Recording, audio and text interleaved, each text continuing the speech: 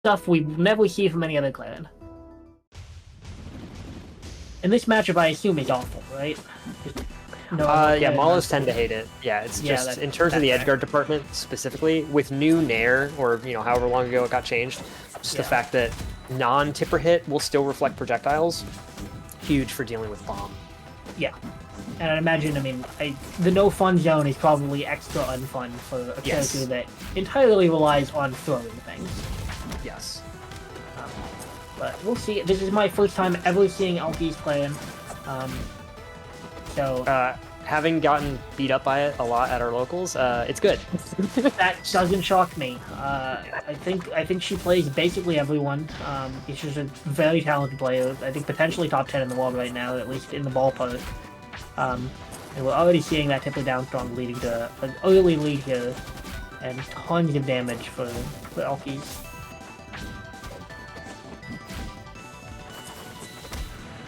We're seeing him retreat to these platforms and try to figure out why. Why would you do that, elkiies? That was just a counter in center stage in neutral. I mean, counter in center stage in neutral is basically Clairen's F strong in neutral, Yeah. The elkiies classic is the why did you do that in neutral? That's how you know that's elkiies. Yeah, exactly. I'm not surprised that she did it. I'm mildly disappointed that it worked. But I am not one to talk, because we're two sides of the same coin, so... Yeah. I remember the clip from... What was it? It's like, you just immediately side B. What was it that she did? She did run up smash. Yeah. What's worse is she did it again game 2 and it worked. Yeah, let's go. So, yeah, that's the only warm-up elkiies had for winning Grassroots League from winners, was the two of us mashing smash attacks at each other. Yeah, I mean, what else do you need? That's what I'm saying. But so far, she's looking, great this set. Obviously, living in NorCal, elkiies is a ton of Mollo practice between Colby Jack and Viral Melon. And so very familiar with this matchup and looking really comfortable. And Fatty Jabber's unfortunate that's Steve there, but he kind of had to make a play there. Like, you can't keep letting elkiies recover, and at least that forwarder would have potentially brought it to last stock. So I understand the logic, even if it's a bit of a desperate attempt there. Yeah. So elkiies staying at the Clairen for game 2. We're going to go to Jules Vale, bit of a smaller stage, which is going to allow for more edge guards on both sides, but we really need to see a stronger punish game coming out from Fatty Jabbers. Like, he was winning neutral a decent amount, but just really struggled to close those stocks against elkiies. And she's so scary once you let her get a lead and you're struggling to find that kill move, because her neutral is just so strong. Seems he's starting to get something going, so we'll see how much of a lead he can keep up here. Yeah.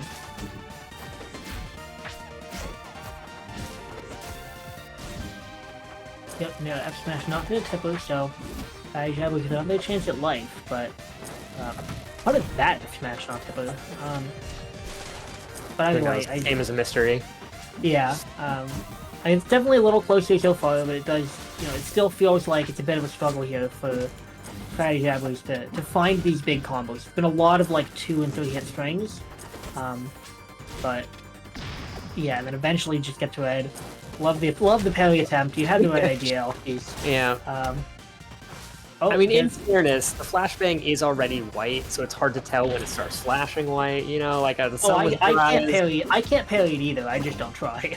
Yeah.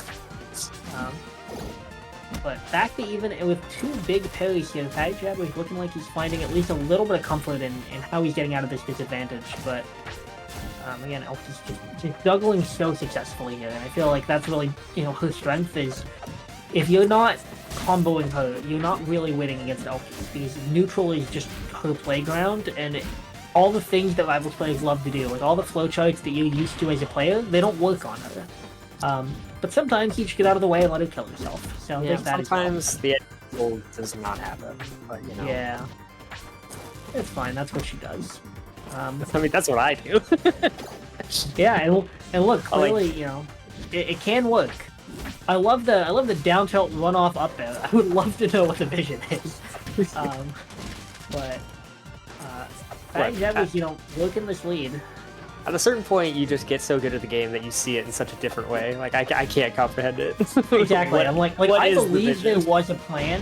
I don't know what it was. I don't know what the plan was there either. But I believe that she had one. And that's what matters. So we're seeing a 1-1 tie here for Fatty Jabber. He's bringing it back. Don't know what character elkies is going to go. If she's going to stay with Clairen and go back to one of her more tried and true. But I'm seeing Clairen for game 3. Yep. So, and I mean, and honestly, if I'm elkies, I'm like, that's fine. I just need to not kill myself twice. Even if she killed herself once, she might have been fine. She just needed more than one stock to play the game with. But Fatty Jabber is also, finding a little bit of momentum off the back of those SPs and looking really strong here in game 3.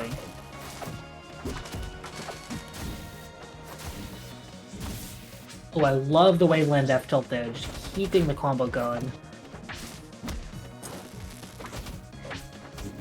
Alright. Yeah, a bit of a random down smash, but huge pickup there from Fatty Jabber, and that's a stock lead. Looking really good right now. Yeah, I think the thing that's going to... Yeah, but I think the thing that's going to make it clear if Fatty Jabbers can take this game is going to be just like whether or not that punish game you can kind of keep it going without any random flubs. Because any time that there's a single gap, elkies immediately brings the percent back to even every single time. Yeah, I 100% agree. Like, having this lead, I think, is really critical for him because when you were, trying to make this upset against the elkies, what you don't want is to be on even stocks and, like, trying to avoid getting hit by that random smash attack.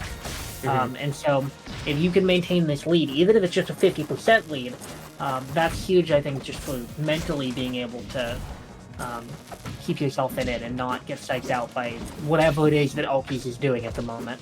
Right. But she's starting to pull this percent back, just doing so much damage with these combos into the nair. Yeah, and we're back at exactly even.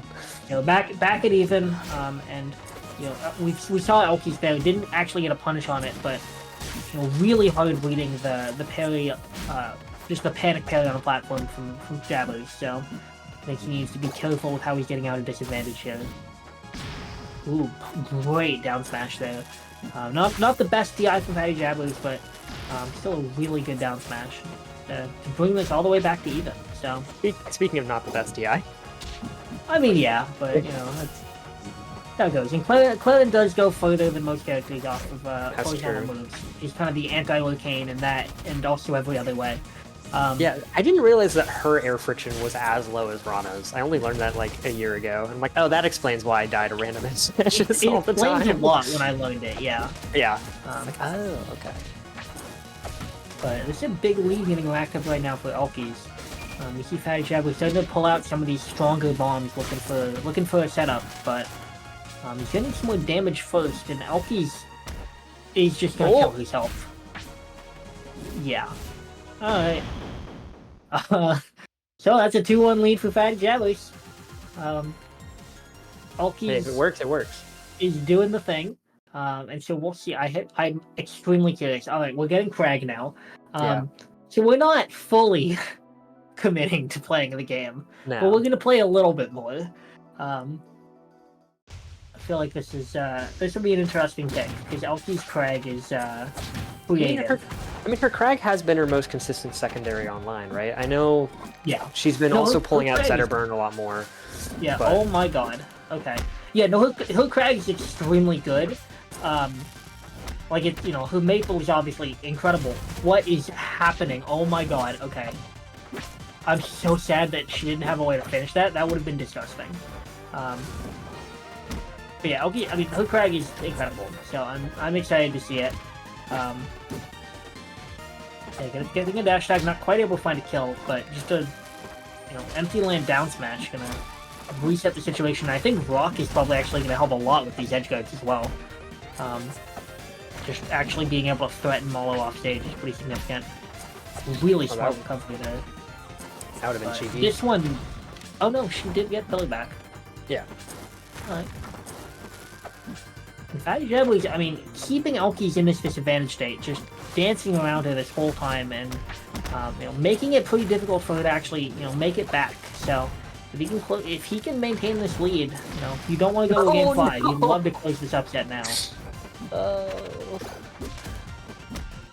An explosive elevator. Yeah. You know, just reading, it's like, well, you got a pillar, so you know you're gonna bring it up with you. Now elkies.